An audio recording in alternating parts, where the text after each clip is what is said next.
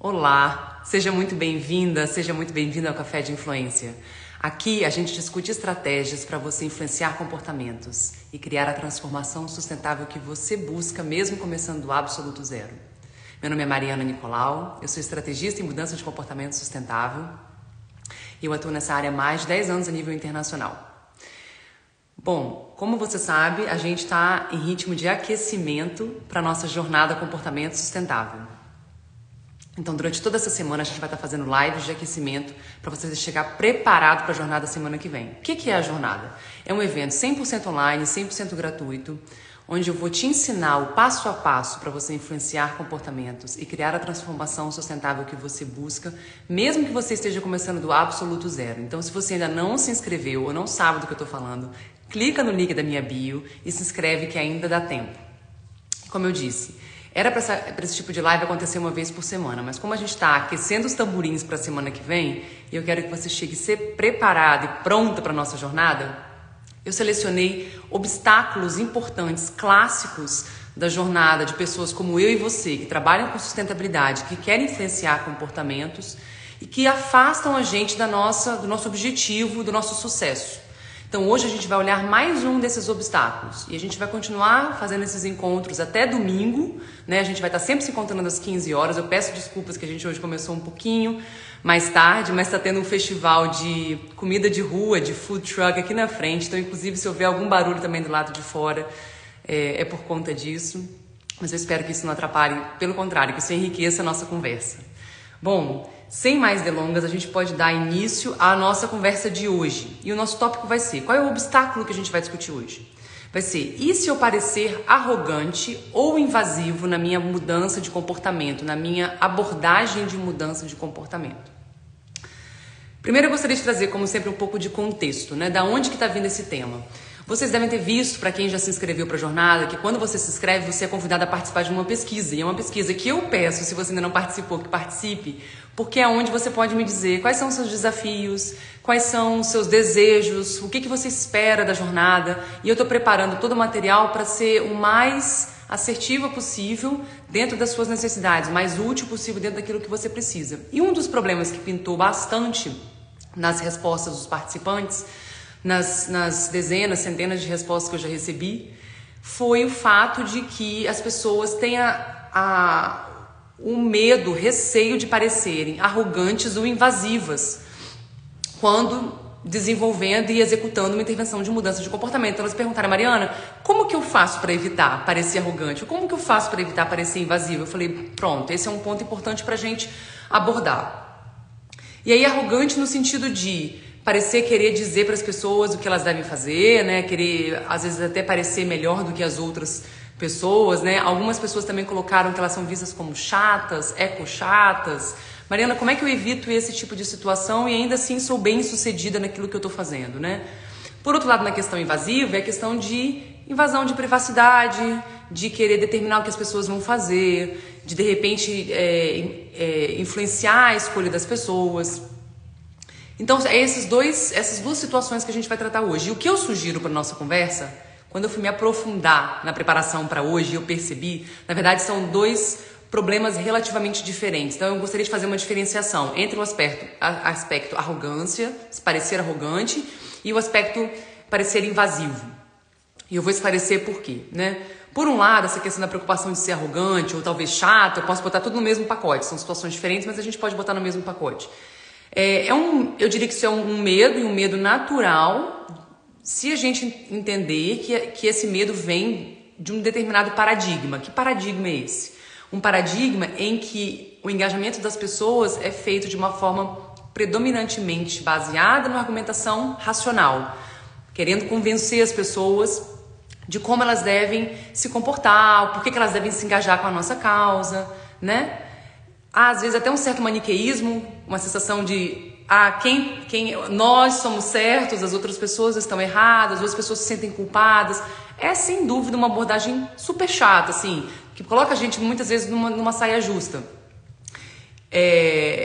Então, assim, eu entendo absolutamente que nesse contexto de argumentação racional, de querer convencer, impor e ser confrontado, até eu teria medo de parecer arrogante ou parecer chata. Aliás, eu tive esse medo no passado, quando os meus projetos não davam certo, quando eu não vi uma resposta nesse tipo de abordagem, quando eu comecei a buscar uma alternativa, um novo método, e ajudei a criar um novo método então, até então eu também senti esse medo. Então eu simpatizo absolutamente com esse tipo de situação, né? Por outro lado, a preocupação da questão da ética, né, da invasão da privacidade, parecer manipuladora, vem desse medo de, como se você tivesse uma agenda enrustida, uma agenda que não está clara, ou que falta transparência, né?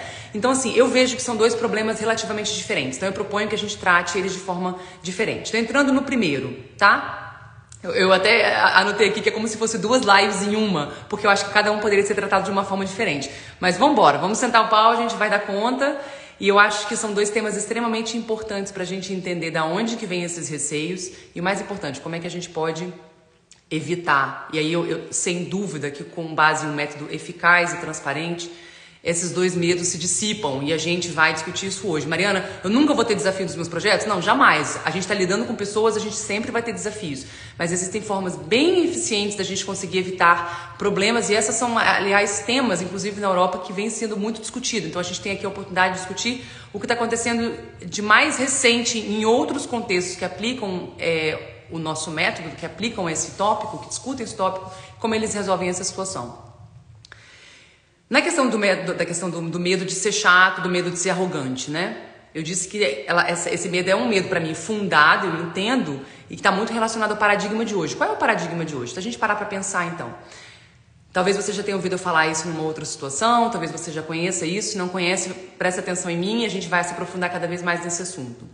O cérebro da gente tem como se fossem dois sistemas. A gente tem quase que como se fosse, de uma forma bem assim, como eu diria, de uma forma bem simplista. Eu diria que a gente tem duas formas de pensar, ou quase como se fossem dois cérebros, dois sistemas dentro da gente.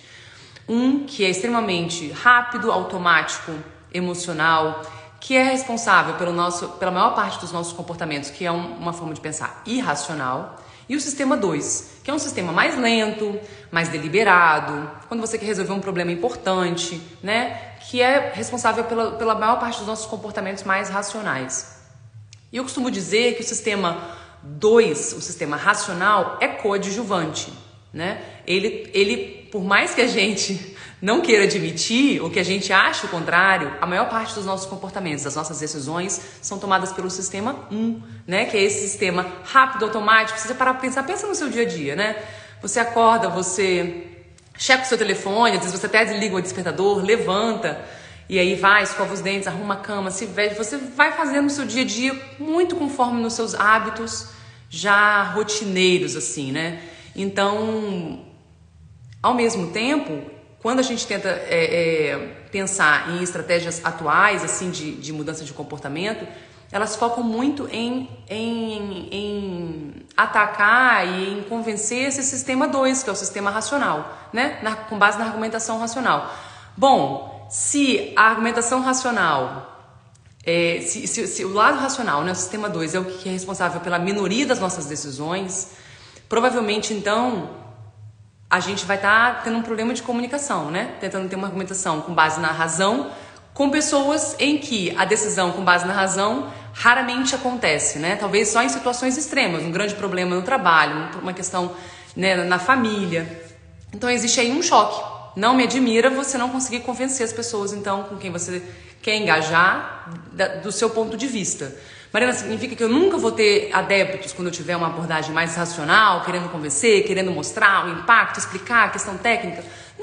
Não é que você nunca vai ter. Provavelmente, quem já pensa como você vai se tornar um adepto natural seu. Mas ali você vai estar convertendo, você vai estar conversando com convertidos. Você não vai estar fazendo um grande favor ao seu projeto e à sociedade, porque você já vai estar engajando gente que já comunga da sua opinião, né? Então, tudo isso para dizer que existe ainda uma grande oportunidade para a gente explorar a comunicação com o sistema 1. É uma oportunidade, um canal ainda extremamente pouco explorado, principalmente por nós, profissionais de sustentabilidade. Né? A maior parte das argumentações ainda é na parte nacional. Nossa, mas olha que grande oportunidade que se abre quando a gente pensa que, meu Deus, as pessoas são muito guiadas por um sistema 1, que é um sistema irracional, e eu ainda não estou conversando com esse sistema, ainda não estou me comunicando com ele. E se ele ainda é pouco demandado, as nossas oportunidades de terem êxito nessa comunicação é ainda maior. Então, com essa questão do medo, da arrogância, da chatice, a oportunidade existe justamente na gente focar nessa comunicação nova, nesse novo canal de contato com as pessoas, que é explorando os hábitos dessas pessoas, os valores que elas já têm, os sentimentos que ela tem, tudo que é guiado por essa parte do cérebro que é rápida, irracional, emocional. Não pensada de uma forma deliberada, né? E aí, então, pensando nisso, eu trouxe alguns exemplos para a gente refletir como que isso tem sido aplicado na prática. Eu trouxe 2 exemplos um pouco mais abrangentes. Talvez a gente se identifique enquanto profissional de sustentabilidade hoje em dia com essas 2 organizações. Uma é uma organização da Inglaterra, que é uma organização que ajuda cidadãos, consumidores a exercerem os direitos deles, né, chamada de Citizens Advice. E eles tiveram uma abordagem muito bacana, porque eles são uma organização sem fins lucrativos, eles queriam aumentar a forma de engajamento com os consumidores, principalmente para ajudar esses consumidores a se tornarem mais circulares, mais sustentáveis. E eles começaram a fazer pesquisa para entender em que medida, em que nível de o quão conhecido eles eram pelos consumidores na Inglaterra, principalmente pelos consumidores jovens, mais jovens. Eles começaram a fazer entrevistas, investigar e viram que o nível de consciência das pessoas com relação a eles, com relação a essa organização, ainda era muito baixo. Eles chegavam pouco no público, ou não tanto quanto eles gostariam. Né? Eram pouco conhecidos ainda, ou pelo menos não tanto quanto gostariam. Então eles começaram a pensar como que a gente pode engajar melhor o nosso público, principalmente o nosso público jovem. Né? E ainda mais o público jovem, que é um super desafio, o canal de comunicação nesse tópico às vezes é tão difícil. Né? E eles pensaram, como é que a gente pode falar a língua desses jovens? Como é que a gente pode entender os problemas deles? Como é que a gente pode se expressar com as palavras deles? Opa, começa a pensar então, eu não estou tentando argumentar com o jovem na base da porrada, eu estou tentando me comunicar no sentido que aquele jovem me entenda, que tem a ver com as emoções que ele sente, com as necessidades pelas quais ele passa, com os valores que ele já tem, tudo ali focado no sistema 1, nesse sistema irracional. O que eles fizeram? Eles criaram um canal do TikTok e começaram a fazer vídeos curtos, bacanas, interessantes, com uma linguagem bem ligada àquele público-alvo, para poder comunicar diferentes problemas e soluções e comportamentos ligados ao dia a dia deles com relação a aluguel, a energia renovável, a utilização de água, a alimentação, diferentes tópicos, consertar produtos que quebram, dando dicas diárias. O canal deles explodiu, gente. Eles conseguiram atingir mais de 140 mil pessoas. Eles têm hoje mais de 140 mil pessoas em um espaço curto, muito curto de tempo. Dentro do nosso tópico, mesmo na Europa, isso tornou um grande boom. É um case, assim, importante, sabe? Mas assim, por quê? Eles saíram da linha da argumentação, da discussão e entraram na linha, vou tentar entender o meu público-alvo, vou tentar conversar com eles na língua deles e vou ser útil. Então, de chatos ou arrogantes, eles passaram a ser vistos como úteis, como legais, cool, bacana, né? Então, esse caso, sem dúvida, é um caso paradigmático. Não estou falando de uma intervenção específica de mudança de comportamento, estou falando de uma estratégia de engajamento de uma forma mais ampla, mas eu acho que ilustra muito bem essa preocupação de parecer ser arrogante, parecer, principalmente para um público-alvo novo para essa organização, né? Que era um público jovem, e eles conseguiram utilizar um canal pouco utilizado no nosso tema, né? Se o Instagram ainda é pouco utilizado, imagina o TikTok, e tem sido muito bem sucedido. Um segundo case que eu acho muito bacana para ilustrar essa forma alternativa da gente se comunicar com as pessoas sem parecer arrogante e chata, é de uma associação de consumidores também na Dinamarca. E é muito bacana, porque eles tentam engajar as pessoas com temas ambientais e tudo, mas eles estavam sentindo que eles podiam mobilizar mais o público e influenciar mais o público para conseguir ter apoio para as causas deles. Então eles testaram uma nova abordagem em 2 projetos. Um projeto foi para banir certos produtos químicos, principalmente em embalagens para alimentos, produtos químicos que fazem mal à saúde. E aí eles começaram a fazer posts, né, no Instagram, usando muito Instagram, fazer post, explicando às pessoas, cada post lindo, super design, assim, e vi um engajamento muito baixo das pessoas. Assim, botando muito tempo em cada post, talvez você se identifique com isso, né? Tem um tema que você ama, que você vai pra internet, você entra no Canva, você entra numa ferramenta, faz um post super bacana e, pô, o engajamento é baixo, você fala, caramba, como é que pode, né? Aí o que eles começaram a fazer? Eles começaram a se perguntar, como é que a gente pode ter uma abordagem mais incisiva, falar direto no coração das pessoas? Eles começaram a ter uma abordagem mais emocional. falar que isso atacava a saúde das pessoas, a saúde dos filhos das pessoas, que esse produto químico era uma coisa extremamente séria, e começaram a fazer frases de efeito, frases emocionais, branca num fundo preto, ponto, sem design, sem nada, bem objetiva. Simplesmente aquilo acabou pegando a atenção de influencers, de pessoas de opinião e com um público grande no país. A coisa viralizou, aconteceu deles conseguirem mais de 70 mil assinaturas para essa petição, para uma nova legislação dentro dessa área. Então, assim, sem dúvida, de novo, um case. Num espaço de tempo curto, acho que foi questão de 2, 3 meses, a coisa explodiu. Quanto mais eles faziam, mais eles aprendiam, eles começaram a aplicar a norma social, que foi um tópico que eu comentei num post recente, que é, cada vez que eles conseguiam mais assinaturas, eles mostravam aquele resultado e aquilo fomentava mais pessoas a participar. Quer dizer, se o outro está participando, eu vou participar também. Enfim, conseguiram ter uma abordagem nova e bem sucedida, simplesmente mudando a linha de abordar as pessoas, e não foi uma mudança gigante, foi uma mudança relativamente sutil, mas menos técnica, mais emocional e mais objetiva e mais direta, né? E mais recentemente eles me contaram que eles fizeram uma segunda abordagem muito legal também, que eles queriam fomentar o tema da energia renovável na Dinamarca, e aí eles começaram a pensar como é que eu posso fazer isso com os meus consumidores. Em vez de dizer para as pessoas, você tem que consumir energia assim, você tem que comprar energia de não sei quem, você tem que instalar um painel solar assim, assado, eles começaram a perguntar aos seguidores deles pelo Instagram quais eram as dificuldades que eles enfrentavam quando eles pensavam no tema energia renovável. Primeiro, qual é o nível de consciência? Eles pensam nesse assunto? Eles entendem esse assunto? Sim ou não? Quais eram as dificuldades? Será que era uma questão de preço? É uma energia mais cara? Será que é uma dificuldade de acesso a um prestador de serviço nessa área? Será que eles já têm um contrato com outro prestador de serviço e não querem romper o contrato? Qual é o problema de fato que as pessoas enfrentavam? E começaram a coletar testemunhos, vídeos, fotos, fizeram uma coleção disso e começaram a postar essa informação para comunicar os problemas para o governo, para que a nova estratégia de energia renovável fosse informada pelo que as pessoas de fato passavam e sentiam, e não pelo que a gente pensa que as pessoas passam e sentem. Então, de novo, se aproximaram da realidade das pessoas e utilizaram desse arcabouço para informar a estratégia nacional com relação ao assunto. Então, aqui é menos, esse segundo exemplo é menos de influenciar e é mais de engajar as pessoas, mas quando as pessoas se sentem engajadas e parte daquilo, depois quando você quer devolver o conteúdo enquanto estratégia para a sociedade já se sente mais parte daquilo ali, né? Ela se sente...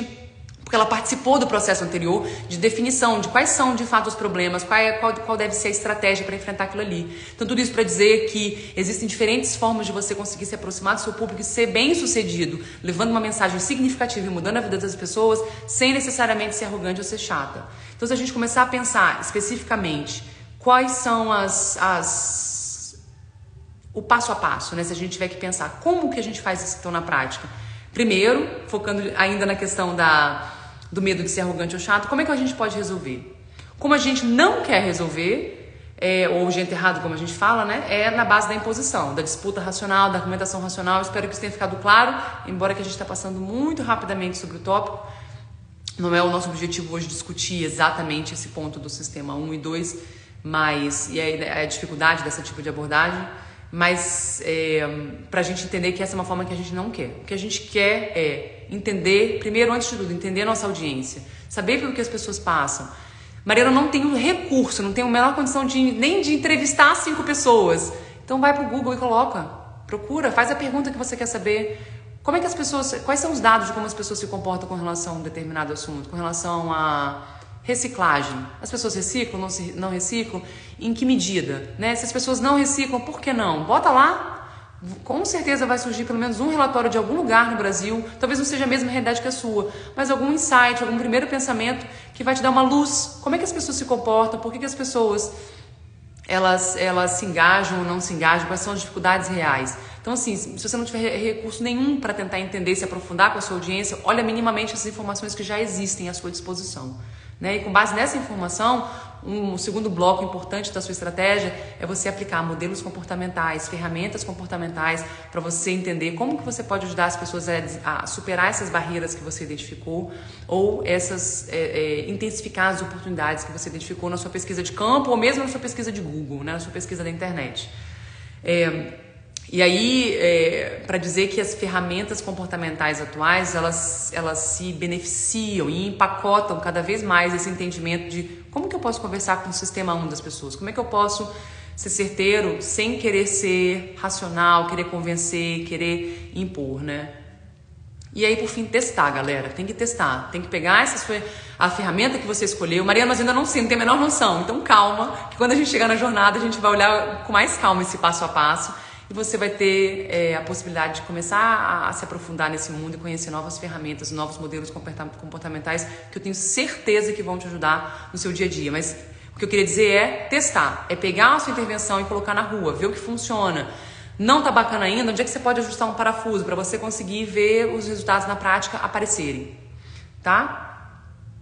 Então, isso aí eu acho que são os pontos principais pra gente cobrir com relação ao medo da arrogância, da chatice, da imposição. Eu espero que minimamente tenha ficado claro pra gente conseguir entender da onde que vem esse desafio, exemplos de pessoas, né? E por que esse medo faz sentido pra mim no paradigma de hoje, né? De argumentação racional para impor para as pessoas. Por que elas...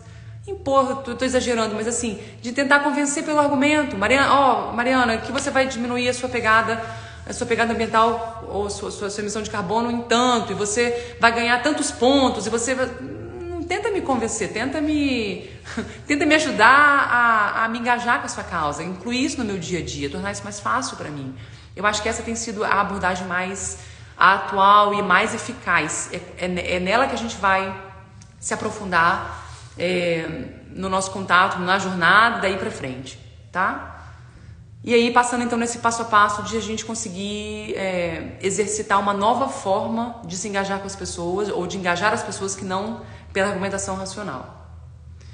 Tá claro, pessoal? Deu pra dar uma clareza? Eu espero que tenha tido pelo menos alguma luz no que eu fiz em algum ponto que a gente mencionou até agora. E aí a gente pode dar uma olhada na segunda questão, então, que é essa questão da invasão de privacidade, do medo de parecer invasivo, de parecer manipulador, né? De querer de parecer estar entrando numa esfera que não é a esfera que você deveria estar, né? Que é uma esfera muito íntima, muito individual, muito privada. Então vamos lá. Esse segundo assunto, então, sem dúvida, é um assunto muito abordado aqui na Europa, assim, de uma preocupação cada vez maior com relação a isso. Em determinados países, então, a questão da privacidade é uma questão tão sensível. E aí, sem dúvida que projetos têm tentado responder essa questão e abordar essa questão cada vez mais, né? A verdade, contextualizando, na minha opinião, pensa o que você acha na sua. A gente sofre apelo por todos os lados, e influência por todos os lados, e invasão de privacidade por todos os lados, para se comportar de uma forma não sustentável. Então mídia, são modelos ou pessoas adotadas como modelos, né, para a sociedade, propaganda que a gente vê aqui e ali. Às vezes a gente chega para consumir um determinado produto e não encontra uma alternativa, mesmo que a gente queira se comportar de uma forma mais sustentável. Isso, para mim, é uma prova cabal de que a gente já é altamente invadido na nossa esfera de liberdade para se comportar de uma forma não sustentável, né? Tudo conspira, apesar do movimento que vem crescendo, a maior parte das influências que a gente recebe conspira para a gente se comportar de uma forma não sustentável, né? Pela influência de grupos, pela influência da infraestrutura em que a gente ainda vive, com maior ou menor intensidade. É claro que isso muda de contexto para contexto. Mas quando essa influência ou essa iniciativa de fomentar um comportamento mais sustentável vem de uma iniciativa, né, da sustentabilidade, né, de uma organização relacionada à sustentabilidade, uma iniciativa do governo, eu vejo que a crítica cresce muito mais. Eu acho que salta aos olhos ainda, provavelmente, porque é um tema ainda relativamente novo para muita gente. O resto a gente provavelmente já está acostumado. A gente já está acostumado de receber influências e inputs de comportamentos não sustentáveis o tempo inteiro. E quando a sustentabilidade entra em jogo, as pessoas se sentem invadidas. Talvez por ser aí um tema novo, talvez por elas se sentirem confrontadas na sua zona de conforto, né? Alguém está colocando aqui que a sustentabilidade ainda é nova, né? E o não sustentável é muito enraizado. Concordo. Eu acho que vai muito por aí. E aí, como aquilo está enraizado, parece que faz parte do seu valor e a pessoa se sente confrontada, né? E aí ela se sente confrontada, ela fala, nossa, você está invadindo a minha esfera de privacidade, a minha esfera de liberdade. Então, eu vejo profissionais, por exemplo, até dentro da organização onde o método que a gente vai discutir semana que vem, né, foi onde eu trabalhava, e esse método foi criado. Mesmo lá dentro, com os meus colegas, com os meus pares, com frequência sou questionada com relação à questão da influência de comportamentos sob o ponto de vista da ética, né, da invasão de privacidade. Será que eu não estou dizendo que as pessoas devem fazer? Então, isso para dizer que até dentro do meio que devia estar defendendo isso é um ponto de discussão, assim. Então, eu entendo também essa preocupação de vocês ou daqueles que colocaram isso para mim na pesquisa. Eu vejo isso acontecendo aqui e por isso que eu acho tão importante a gente discutir isso, né? Bom, eu trouxe 3 exemplos de situações que vêm tentando tratar dessa questão para poder, acho que, tirar essa nuvem de cima, essa nuvem preta de cima do assunto, essa preocupação, né, sobre diferentes níveis, sobre diferentes perspectivas. Um deles trata desse assunto diretamente na transparência na comunicação. Transparência na comunicação de uma intervenção de mudança de comportamento, assim. Para não parecer que tem alguma coisa sendo manipulada, para a pessoa, né, não achar que pode estar sendo manipulada, que tem alguma coisa escondida, que tem algum truque, e aí ali eu né, numa situação às vezes de compra, alguém está tentando me enganar. Então, o que eles fizeram? Teve uma intervenção muito legal na Holanda, eu não vou me lembrar os números exatamente agora, mas foi numa estação de trem, e a ideia da intervenção era fomentar as pessoas a consumirem lanches, coisas rápidas. Era uma lanchonete, era uma lojinha, tipo biscoito, fruta, iogurte e tal, consumir coisas mais saudáveis e mais sustentáveis. E tudo que fosse, então, mais saudável, mais sustentável, foi colocado no caixa. Né? Sabe aquela coisa da pessoa vai pagar e pega mais alguma coisa para comprar? Esses lanches mais saudáveis, essas opções mais saudáveis de comida, de snack, foi colocado assim perto do caixa. E tudo que era menos saudável, que tinha muito açúcar, que tinha muita gordura, muito produto à base de animal, foi colocado no fundo da loja. E eles viram um crescimento absurdo na venda desses lanches mais saudáveis, assim, em detrimento do menos saudável, simplesmente porque eles aumentaram a saliência, né? É uma das ferramentas importantes, a saliência, a visibilidade dos produtos mais sustentáveis, das opções mais sustentáveis de comida naquela lanchonete, naquela loja. E aí, o que eles fizeram? Além de testar a visibilidade, eles também testaram a questão da transparência da intervenção e colocaram uma placa dizendo, a gente trocou os produtos de lugar para ver se a gente motiva você a consumir um produto mais saudável. Em outras palavras, eles foram bem claros com relação à intervenção, não tinha jogo, não tinha nada escondido, eles foram bem objetivos, só para testar se a transparência influenciava no resultado da intervenção. Em outras palavras, quando as pessoas soubessem que elas estão fazendo parte de uma intervenção ou que o design da loja mudou para ver se conseguia influenciar o comportamento, para ver se as pessoas deixavam de se engajar ou não, se comportavam de uma forma diferente ou não. E o que eles viram é que não teve diferença de resultado. Com a plaquinha ou sem a plaquinha explicando, as pessoas aumentaram o consumo do lanche sustentável no mesmo nível. Eu não estou lembrando mais agora o número desse resultado. Eu posso depois colocar nos comentários aqui da nossa live de hoje, se vocês quiserem. Vou colocar, pode deixar que eu coloco no comentário. Tudo isso para dizer assim, olha que notícia boa, essa preocupação de parecer que está sendo invasivo, de parecer que pode estar com uma agenda escusa, com uma agenda, né, manipulando as pessoas, pode ser resolvida simplesmente pela transparência. Então, acho que a palavra-chave é transparência, inclusive de uma forma bem clara e evidente numa intervenção como essa, dizendo na cara das pessoas, não teve diferença nenhuma nos resultados. Então, esse eu achei um exemplo bacana para a gente entender como que o problema ou o medo de se parecer invasivo, a transparência dissipa, a transparência resolve, na minha opinião. Talvez vocês tenham uma opinião diferente, eu quero ouvir, mas eu acho que a transparência é uma palavra-chave aqui, é um ponto fundamental para resolver essa questão do medo com relação a tô invadindo uma esfera. Porque se a pessoa se sente invadida, ela nem se envolve. Ela tem a opção de dar um passo atrás e não se envolver com aquilo ali, né? Outros 2 exemplos bacanas que eu trouxe, aí numa abordagem um pouco maior, é a transparência na própria abordagem da intervenção. Então, alguns países e alguns estudiosos aqui na Europa têm sido cada vez mais transparentes com o público para dizer, olha, a gente está utilizando nudges, a gente está utilizando abordagens que querem facilitar o seu engajamento com a sustentabilidade. Olha, a gente está usando isso na questão do transporte público, então, cada vez mais trazendo para o discurso público, para a discussão com a sociedade, com os cidadãos, que esse tipo de recurso, nesse caso vindo do governo, um recurso legal, né? Uma intervenção uma forma de regulação, né, da sociedade, que não é lei, que não é necessariamente impondo ou botando uma regra, botando uma norma, mas viabilizando a questão por meio do ambiente que as pessoas vivem, né? E abrindo, então, um diálogo com as pessoas para que elas tenham ciência de que isso está sendo feito e pensado dessa forma e que se as pessoas têm alguma objeção, se as pessoas têm alguma contribuição, que elas podem dialogar, que elas podem contribuir e aí as coisas vão sendo pensadas. Então, eles têm feito isso através de eventos, através de mídias sociais, através de revisão de projetos de lei que as pessoas podem se manifestar e dar opinião.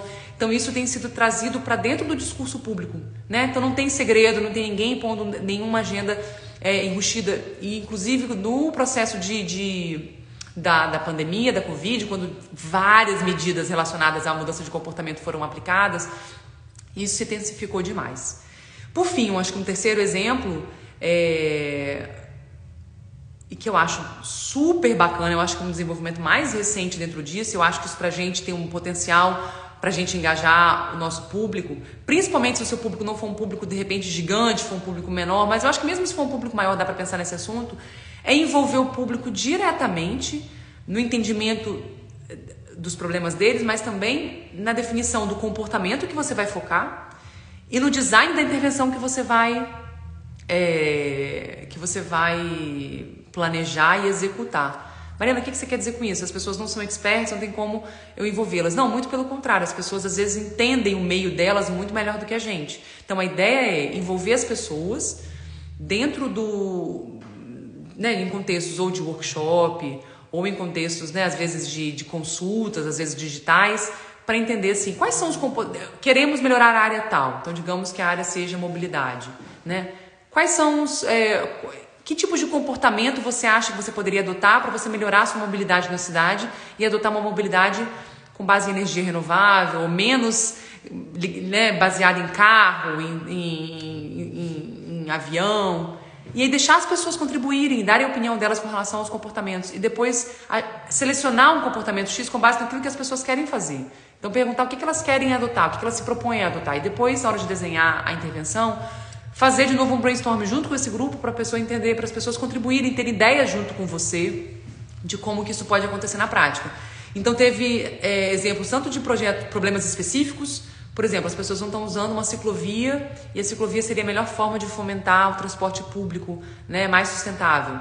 Por que as pessoas não estão usando a ciclovia? Então, convidar os cidadãos para discutir o assunto. No fim das contas, se descobriu que não tinha nada a ver com a bicicleta, que o problema era que as pessoas tinham medo, às vezes, né, a iluminação não estava bacana, houve um crime perto da ciclovia, as pessoas tinham medo de chegar lá perto. Então, pôde-se resolver a situação, né, para viabilizar um comportamento com base no engajamento das pessoas, com base nas informações que as pessoas tinham para levar uma solução à frente, né?